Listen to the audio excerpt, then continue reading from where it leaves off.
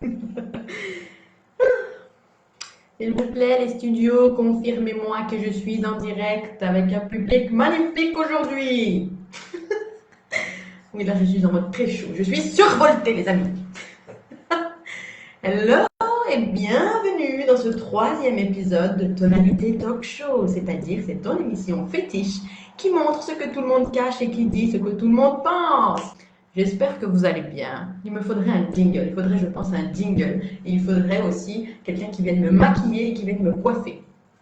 Je n'ai pas pris de drogue, je vous rassure.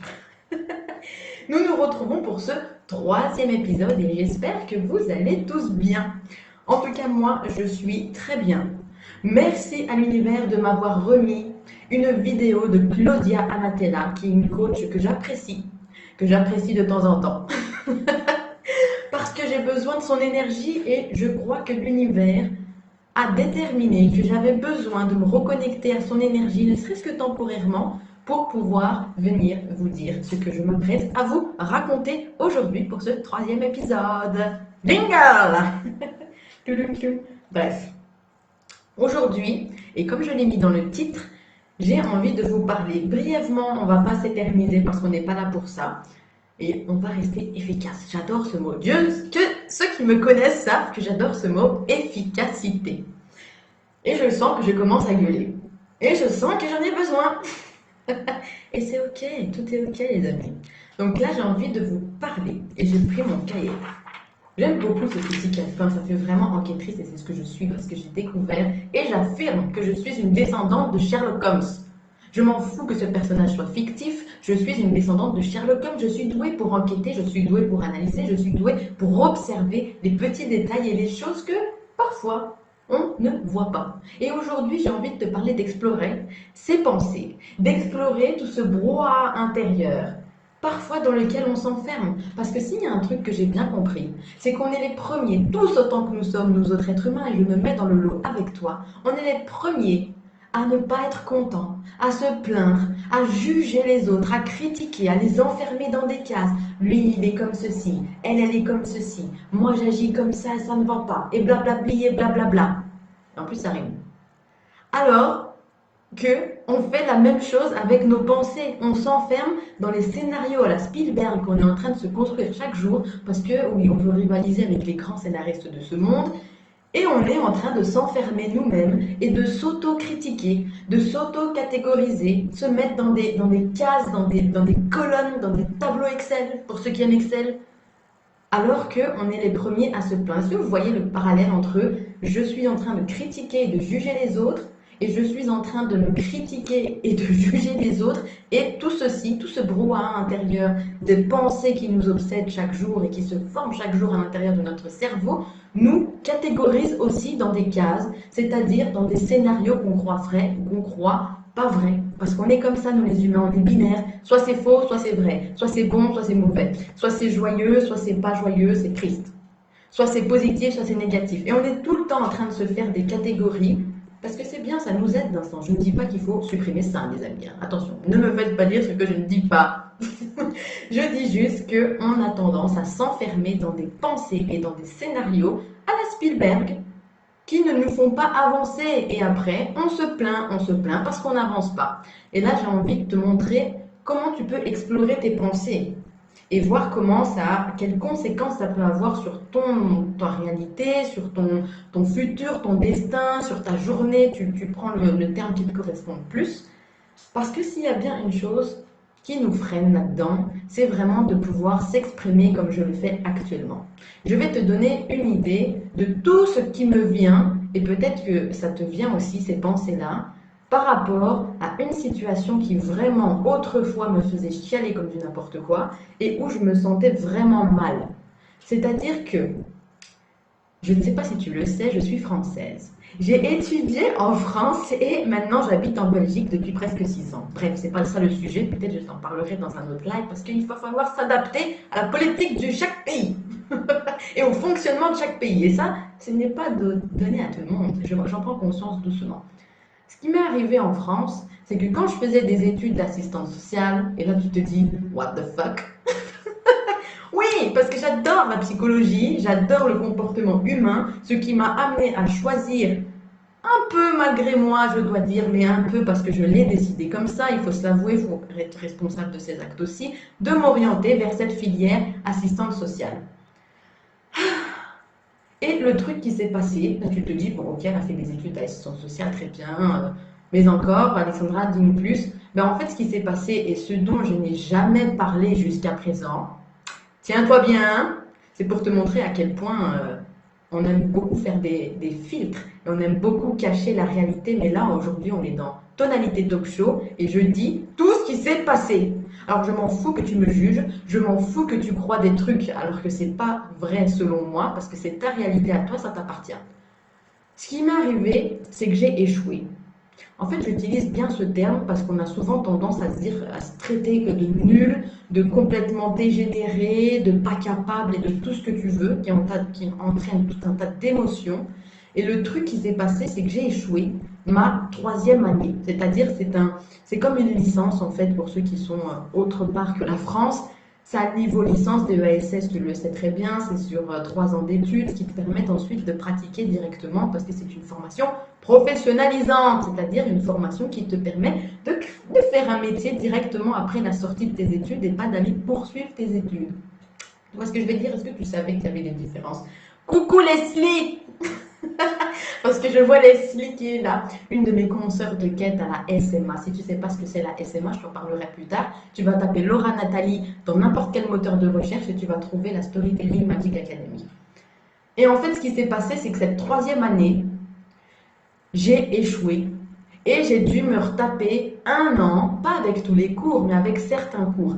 Et je t'avoue que ça a été une épreuve, mais juste terrible, parce que c'est la première fois de ma vie que j'étais confrontée réellement comme ça, de face à l'échec. J'ai entrepris pas mal d'études, pas mal de formations. Je suis quand même assez très intelligente. Assez très intelligente est une formulation très particulière. Et je me suis dit, mais c'est bon, ça va passer. Sauf que j'arrive au moment de l'oral, parce qu'on a des épreuves écrites, des épreuves orales. Bref, je ne vais pas te refaire l'éducation, tu sais comment ça se passe. Ou tu en as déjà entendu parler si tu n'as pas fait les études. J'arrive devant ces 3 femmes et je m'en souviendrai toute ma vie. La première chose qui m'est venue, et là c'est mon instinct qui parlait, hein, c'est pas mon cerveau pessimiste. Mon instinct m'a dit, ça va pas le faire. Et il avait raison, ça ne l'a pas fait, ce qui m'a permis de ne pas, de ne pas avoir ce putain de diplôme pour pouvoir exercer en tant qu'assistante sociale. Parce que c'est une profession qui est quand même protégée, c'est comme les médecins, pas besoin d'avoir ton diplôme pour pouvoir exercer. Et là, je me suis dit, mais merde, j'ai été voir les résultats et je me souviendrai toute ma vie. J'ai regardé sur la feuille, il n'y avait pas mon nom, il me manquait genre 2-3 points, un truc comme ça. Je regarde et je vois dans la colonne des repêches, tu vois, genre tu dois repasser des épreuves encore. Je vois mon nom, je fais putain, c'est quoi ce truc? En plus, c'est vicieux parce que juste à côté, il y a ceux qui avaient réussi, tu vois, histoire de bien te foutre KO. Je ressors de là complètement dévastée, je ne parle plus à personne, j'appelle mon père et je lui dis, c'est pas passé.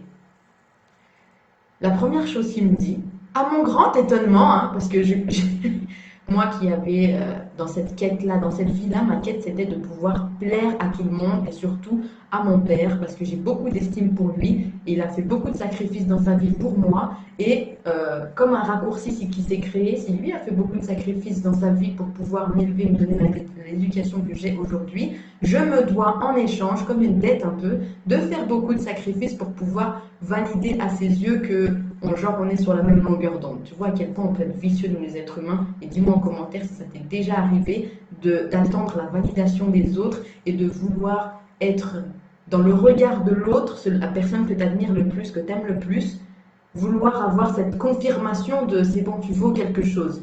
Parce qu'on a souvent tendance à ne pas se la procurer nous-mêmes. Tu vois, on ne la crée pas nous-mêmes. On ne se dit pas, en se levant le matin dans le miroir, je suis une personne extraordinaire, je vaux tout l'or du monde, je suis une déesse et tous les atamars comme ça. Non, ça vient pas comme ça. Ce qui vient, c'est je suis nul, je sers à rien dans la vie, je suis même pas capable de réussir mes études. En plus, il me manque que 3 pauvres points, je suis obligée de me retaper une année. Il va falloir que je me trouve un job parce que je peux pas rester sans revenu non plus. Il faudra, et je dois, et tatati. Et tu vois un petit peu tout le truc qui m'est passé à ce moment-là, c'était vraiment ça. C'était je suis incapable de réussir ce truc, qu'est-ce qui est en train de m'arriver? Parce que je te rappelle, c'était la première fois que j'avais un échec. Dans toutes mes autres études, j'ai toujours tout réussi et souvent avec les honneurs. Sans vouloir me vanter, je suis assez extraordinaire. Donc, qu'est-ce qui s'est passé à ce moment-là? J'ai pas fait ce que je suis en train de te faire là, hein, c'est-à-dire de faire comme une espèce de regarder avec conscience tout ce que je suis en train de penser, quitte à les écrire. Et j'étais en train de me juger. J'étais en train de me juger pas capable d'avoir des études, pas capable de réussir mon oral, pas capable de trouver un travail par la suite, pas capable de plaire à mon père, pas capable d'avoir la validation des autres. Ça veut dire quoi? Ça veut dire que je suis nulle et que je sers à rien. Et sous-entendu, ben, pourquoi je ferais plus d'efforts que ça? Juste, je vais me cacher et puis tout ira bien dans le meilleur des mondes. Tu vois un peu la réflexion derrière? C'est assez vicieux, je te l'ai dit, nous sommes des êtres vicieux. Et je suis sûre que tu es un être vicieux. La question c'est, qu'est-ce que tu en fais après de ça? Est-ce que tu vas le juger pour le restant de ta vie comme quoi tu es un être vicieux ou est-ce que tu vas essayer de changer ce qui se passe? Et de transformer ce que tu te racontes comme scénario à la Spielberg. J'adore ce scénario, hein. J'adore écrire. Nous sommes tous des scénaristes de talent. Mais quelle histoire tu as envie de croire maintenant? C'est ça la question qu'on va se poser parce que ça va déterminer de quelle façon déjà tu vas rebondir et est-ce que tu vas même rebondir? Est-ce que tu t'en crois déjà même capable? C'est ça le truc derrière. Donc d'aller explorer tout ça, c'est ce que je n'ai pas fait sur le moment, mais c'est ce que je t'invite à faire quand tu rencontres des phases où tu es un peu down, où tu es genre la pire merde du monde. La pire merde du monde. Peut-être tu t'es déjà dit ça. C'est violent, hein, mais c'est ce qu'on se dit. Il n'y a pas de honte. Parce que le truc, c'est, plus tu vas porter de jugement sur ce que tu es en train de penser de toi, alors que c'est même pas vrai, plus tu vas t'enfoncer dans cette catégorie de je suis pas capable et je sers à rien. Et hop, c'est le chat qui se mord la queue, tu continues, et tu continues, et tu continues. Et je suis en train de me demander, donc ça c'était pour te montrer l'exploration des pensées, tu vois, par rapport à un événement de la vie qui te met un peu KO. Parce que comme je te dis, c'est pas facile à dire. Et qu'est-ce que tu vas tendance à avoir à faire? C'est à pas le dire et pas le partager. Tu vas pas t'exposer parce que tu es la pire merde du monde, je te rappelle. Donc pourquoi tu irais t'exposer? Pourquoi tu irais parler aux autres? Tu fais pas ce genre de choses. Donc tu vas t'enfermer dans ton brouhaha intérieur. Tu vas rester coincé à l'intérieur. Toi qui juges les autres et les mets dans des cases. Tu t'es toi-même enfermé dans tes pensées et dans tes histoires complètement débiles. Mais c'est pas grave. On le fait tous, c'est pas grave. Je te jure, c'est pas grave. Parce qu'on peut sortir de là. Ça, c'est la bonne nouvelle. Et déjà, la première chose, c'est d'aller voir qu'est-ce que tu es en train de penser par rapport à ce qui t'arrive, par rapport à qui tu es, par rapport à ce projet qui te tient à cœur. Parce que forcément, ça va faire remonter des peurs. Et ces messages, ces pensées-là, c'est une très bonne chose pour toi. Tu sais pourquoi c'est une très bonne chose? Parce que ça te demande de regarder au bon endroit. Tu n'as même pas à chercher où et ni comment faire pour transformer ce qui t'arrive en événement merveilleux. Ça te donne pile poil le bon endroit à aller creuser. Parce que si tu es en train de vivre ce qui t'arrive, c'est pour une bonne raison. À toi de faire le job de trouver cette raison-là. Est-ce que tu seras assez courageux pour aller regarder ce qui se passe? Et c'est ce que je t'invite à faire. Et si tu as peur, je comprends. Hein. Tu vois dans mes émissions là, hein, dans mes épisodes, tu vois à quel point tout ce qui se passe dans mon cerveau, ça peut faire écho à ce qui peut se passer dans le tien. Si tu as envie qu'on en discute ensemble, si tu as envie d'aller explorer ça, et ceux qui me connaissent et ceux qui ont déjà travaillé avec moi, vous savez à quel point j'adore aller regarder la manière dont on fonctionne, la manière dont on s'auto-sabote, la manière dont nos pensées, elles vont influencer les actions qu'on va pouvoir faire. Si tu as envie qu'on fasse ce travail-là ensemble, écris-moi. Je te mets mon adresse mail juste dans la description de cette vidéo. Tu peux m'écrire un message privé. Je suis sur Facebook, je suis sur Instagram, je suis même sur LinkedIn. Tu n'as pas d'excuses. Je reviens à mes moutons. Si tu as envie de te lancer, première étape, va explorer tes pensées. Coucou Angélique. Ça fait très longtemps. Alors c'est Angélique ou c'est Samuel qui me parle là? Ça fait très longtemps. Et belle année, hein, parce qu'on est toujours dans les vœux, les formalités de ce genre. Et là, je me suis dit, tiens, et si j'arrêtais de nourrir des pensées et des scénarios complètement débiles, qu'est-ce qui se passerait? Si je me mettais à croire que je suis extraordinaire, qu'est-ce qui se passerait? Si je pense réellement et je crois réellement, je développe cette certitude que ce qui est en train de m'arriver me permet de regarder au bon endroit et va me faire avancer d'une case. Qu'est-ce qui se passerait dans ta vie? Qu'est-ce qui changerait? Et je t'invite à te poser la question vraiment, hein. Donc moi, j'ai envie d'arrêter d'alimenter des scénarios qui ne servent à rien et qui juste plombent le moral. Parce que forcément, avec ces pensées-là, je vais penser que je suis une merde. Du coup, qu'est-ce que je vais faire? Je vais me cacher, je vais me plaindre dans les coulisses. Il faudrait peut-être un jour que je te filme et que je te dise tout haut, un peu comme les télé-réalités. Tu vois, je garde mon téléphone à côté de moi. C'est un BlackBerry. Non, ce n'est pas démodé. Et je te parlerai comme ça dans le micro pour te faire la transcription de ce qui se passe à l'intérieur. Et je t'invite à le faire. Je t'invite à le faire, vraiment. Ça va te donner ce qu'il y a à travailler, tout simplement. Aller explorer ses pensées pour ensuite se lancer. Si tu n'en es pas encore au niveau où tu vas t'exprimer comme moi je le fais là, directement, publiquement, c'est pas grave. C'est pas grave. Mais commence déjà au moins ce travail-là. Tu vas voir ce qu'il en ressort. Tu vas même être surpris, hein, parce qu'on est des êtres où on arrive à se surprendre. Nous sommes des êtres surprenants et j'adore ça. Et moi, j'ai envie, une de mes intentions, c'est vraiment de développer ma certitude. Parce que oui, je connais des phases où je suis complètement down. Et d'ailleurs, vous le savez, puisque je vous en ai parlé durant les 2 premiers épisodes de mon show, l'auto-sabotage, par rapport à ma cagnotte, qui est toujours à 0 €. Et d'ailleurs, par rapport à cette cagnotte, je suis en train de me dire, les types de pensées, par exemple, on fait l'exploration ensemble, les types de pensées que je suis en train de me dire, je ne suis pas capable de générer de l'argent, je ne suis pas capable de récolter 3 000 €, 3 000 € c'est quand même pas foutu rien dans le sens, 3 000 €, c'est beaucoup et en même temps pas beaucoup, j'arrive pas à mesurer, comment on fait pour mesurer 3 000 €? Est-ce que vraiment ce projet-là, il a du sens? Est-ce que moi-même j'ai du sens dans ce que je raconte? Est-ce que je suis claire dans ce que je raconte? Est-ce que je suis la bonne personne pour monter ce projet? Est-ce que vraiment, qu'est-ce qui se banque c'était la meilleure des plateformes? Est-ce que j'ai bien déterminé mon nombre de jours? C'est-à-dire qu'il m'en reste 19 à ce jour sur les 33 que j'avais prévus. Est-ce que l'objectif de 3 000 €, c'est pas un peu trop ambitieux par rapport à moi qui ne suis personne, qui ne suis pas légitime, dont personne ne connaît le nom encore?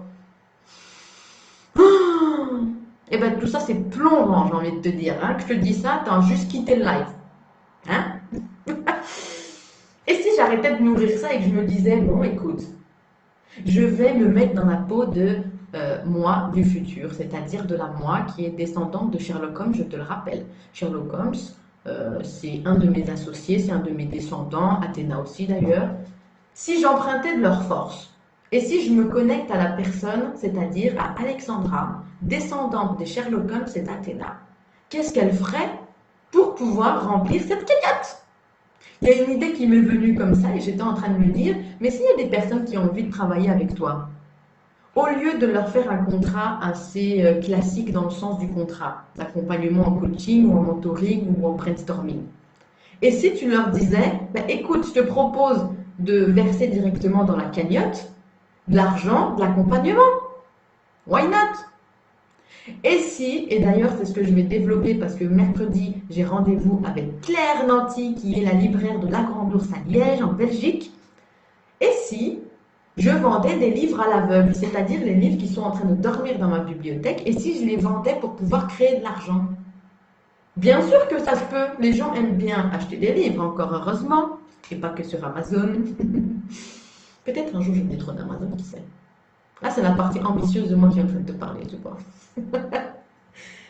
Donc si j'arrête de nourrir des peurs qui sont légitimes, parce que c'est ce qui me permet parfois de freiner face au vrai danger, hein, mais pas le danger que toi tu t'imagines.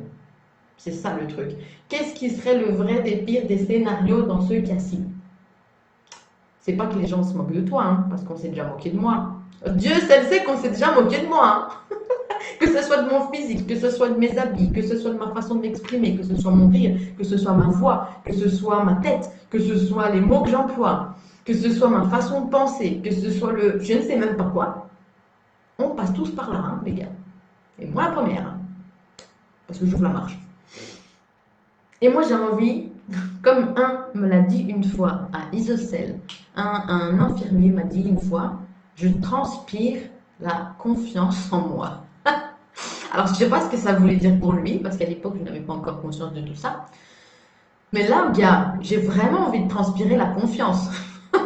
Tu m'as lancé le challenge. Ok, je le prends avec un peu de retard, mais je le saisis quand même, ton challenge. Je vais te transpirer la certitude et la confiance en moi. Et qu'est-ce que ça donne quand tu transpires la confiance et la certitude? Je me crois invincible. Je suis la bonne personne pour t'accompagner. Je suis légitime à créer une cagnotte et j'en ai rien à foutre de ce qu'on va dire de moi.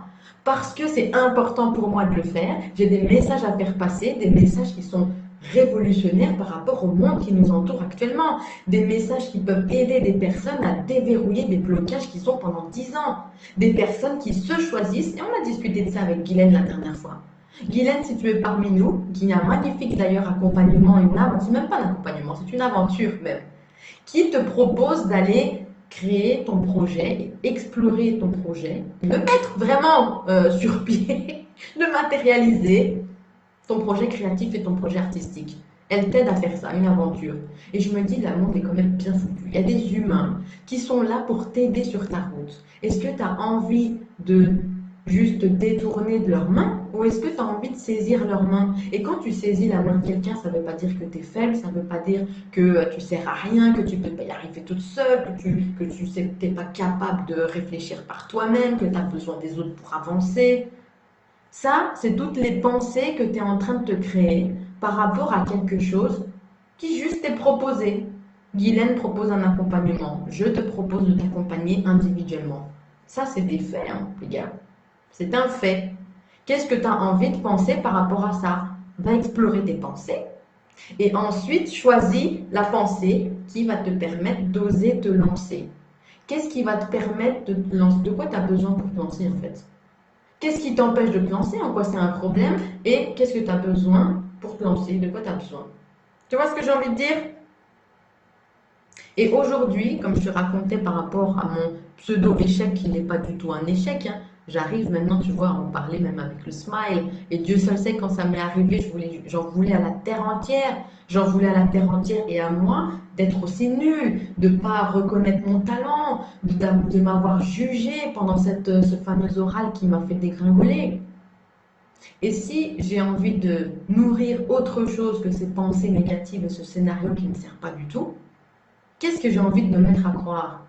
Ben, que justement, ça m'a aidé à aller travailler, à acquérir de l'expérience, à rencontrer les personnes, c'est-à-dire à être sur le terrain et voir concrètement ce qui bloque les personnes. Donc tout ça, c'est des choses qui me permettent d'améliorer aussi ma structure, mon efficacité, parce que en parallèle de cette année où je refaisais quelques cours, j'ai aussi eu la possibilité d'être secrétaire sociale, c'est-à-dire que je rencontrais les personnes en permanence, les personnes qui habitaient la ville, hein, à l'époque en France, pour pouvoir déceler avec eux ce dont ils avaient besoin. Et tu sais, ça m'a permis de savoir exactement et d'aller plus vite dans, ok, tu rencontres tel problème, voilà telle solution. Et du coup, ça m'a surentraîné à trouver des solutions le plus rapidement possible parce que les permanences sociales, c'est des permanences qui durent, allez, 5-10 minutes avec une personne. C'est des permanences qui te demandent d'avoir quand même de l'assurance et de la confiance en toi et surtout de la réactivité et de t'adapter à la personne. Adapter dans ton langage, adapter à ce que tu vas lui proposer comme solution. Est-ce que oui ou non, je mets un rendez-vous avec l'assistante sociale après? Est-ce que oui ou non, je peux lui proposer telle aide? Est-ce que oui ou non, je suis au clair avec ce qui est possible par rapport à telle situation? Donc tu vois, tout ça, ça m'a surentraîné. Et au début, forcément, je ne l'ai pas pris comme ça. Je me suis juste dit, bon, je vais me faire de l'argent et basta. Parce que j'en avais ras-le-bol d'aller au boulot, crois-moi, chaque jour. C'était vraiment chiant. En plus, on a vécu après les attentats, puisque c'était à Saint-Denis en France. Je ne te fais pas le tableau, j'étais complètement effondrée. Bref, on parlera de ça un autre moment. Là, ce que j'ai envie de te dire, c'est qu'est-ce qui m'a permis de me lancer, ce qui m'a permis de là me lancer par rapport à ce talk show. Et Dieu sait que c'est dur parce que je suis en train de te dire tout ce qui se passe. Et pendant que je suis en train de te dire tout ce qui se passe et à ce à quoi je pense, je suis en train de me dire et comment ça va être pris par les gens, et qu'est-ce qu'ils vont dire de moi, et qu'est-ce qu'ils vont penser de moi. Ils vont me dire que je ne suis pas assez à la hauteur, ils vont se dire que moi-même j'ai des problèmes, comment je serais légitime à les aider. Tu vois, tout ça, c'est normal, c'est ok, c'est des pensées qui tournent en boucle. Je te demande juste d'aller explorer ça, de les noter et ensuite de t'en détacher. Alors, ça va être très inconfortable, mais le but du jeu, c'est pas que ce soit confortable, hein. Le but du jeu, c'est d'aller faire le job. Tu vois ce que je veux dire? Et comme je te l'ai dit, je vais transpirer la certitude. Donc, tu vas m'aider à remplir cette cagnotte de 3 000 euros. Tu vas trouver des gens. Non, je ne mets pas ça sur toi. Je vais trouver, tu vois? Et là, ça change déjà la donne parce que tu reprends ton pouvoir. Je te demande de faire les choses pour toi. Et demande-toi à chaque fois que tu es perdu pour qui je fais ça et pourquoi je fais ça. Ça va t'aider, hein, crois-moi. Tu arrêteras de remettre le pouvoir aux autres, tu arrêteras de leur demander d'avoir des attentes, ça te permettra de ne pas avoir des attentes par rapport aux actions des autres. Et ça, j'en ai parlé durant mon épisode d'hier soir, je t'invite à le regarder en replay, j'ai mis le lien. Et si tu as besoin, on le fait ensemble ce job. On le fait ensemble ce job. Et puis tu sais quoi en plus? Comme je t'ai dit, je suis une descendante de Sherlock Holmes. J'adore enquêter et analyser pour voir ce qui se passe. Donc tu n'auras même pas à aller creuser en détail parce que je vais le faire pour toi ça. Je vais aller le faire pour toi. Tout ton job, ce que ça va être de me raconter ta life. Est-ce que c'est pas beau? Tu me racontes vraiment ta life sans filtre. Et moi, je t'aide à y voir plus clair. Je trouve ça fascinant. Et je t'ai dit, hein, le monde est bien fait. Parce qu'à chaque fois, à chaque coin de rue sur ta route, tu trouveras la bonne personne qui va t'aider à aller faire un pas de plus. Je trouve ça juste extraordinaire. Mais ça te demande déjà d'aller explorer tes pensées. Ça te demande d'aller oser te confronter à ce que tu penses et de t'en détacher ensuite. Ne reste pas coincé là-dedans, hein, parce que sinon, je t'ai dit, hein, tu t'enfermes après dans tes scénarios pourris. Et ça va être d'aller choisir ton costume de scène. Moi, je t'ai dit, mon costume de scène, ça va être de transpirer la confiance et la certitude. Et toi, quel costume de scène tu as envie de porter? C'est la question que je te pose et je te permets d'y réfléchir toute la journée s'il te faut. Et mets-moi en commentaire, je serai ravie de lire tes réponses. Voilà ce que j'avais envie de te dire. Je regarde mes notes, je vois si j'ai besoin de vous dire encore des choses. Si j'ai besoin de vous dire des choses, ça viendra en commentaire ou ça viendra dans les autres épisodes. Et ouais, je trouvais ça assez fascinant que parfois on s'enferme dans nos propres pensées alors qu'on cherche à enfermer les gens dans des cases sans se rendre compte que nous-mêmes on s'enferme. Je trouve ça assez, assez exceptionnel. Et d'oser se lancer. Parce que se lancer, c'est quoi? C'est pas forcément s'exprimer publiquement comme là je suis en train de le faire et d'exprimer tes pensées publiquement comme ça. Si tu n'en es pas encore à ce stade, c'est ok. Il n'y a même pas de bon stade ou de mauvais stade. Parce que comme je te l'ai dit, on essaie d'enlever cette binarité-là. Ton job, ça va être juste d'aller faire un petit peu l'état des lieux. Où tu en es actuellement? Qu'est-ce que tu penses par rapport au projet que tu as envie de mener? Qu'est-ce que tu penses par rapport à un événement qui s'est passé dans ta vie et qui t'a marqué? C'est juste d'aller voir ça, hein. C'est pas bien sorcier comme dirait l'autre. Voilà. Voilà, mon énergie redescend, tu peux constater. Tu peux constater, j'ai tout donné, là, voilà. Et là, je me sens bien. Et bien dans le sens où j'ai dit ce que j'avais à dire. Et tant pis si c'est bancal. Tu prends ce dont tu as besoin. Et je te retrouve très vite, peut-être demain, peut-être après-demain, pour le 4e épisode de Tonalité Talk Show. Mets-moi en commentaire ce que tu auras pensé de ce live. Écris-moi si tu as envie qu'on aille explorer ensemble tes pensées pour un accompagnement qui est sur mesure pour toi. Et je te dis, il est toujours temps de collecter et de contribuer pour mon projet d'exposition artistique qui aura lieu en avril. Je te permets une expérience interactive avec 5 personnes qui, en effet miroir, vont te faire vivre des sensations, des émotions et des expériences uniques qui vont juste transformer ta vie et te permettre d'avoir des prises de conscience. Pas beau ça, franchement, je trouve ça magnifique. Je trouve ça magnifique. Offre-toi ça. Franchement, offre-toi ça. Et je te dis à très vite pour mon 4e épisode de Tonalité Talk Show. Bye, bonne journée.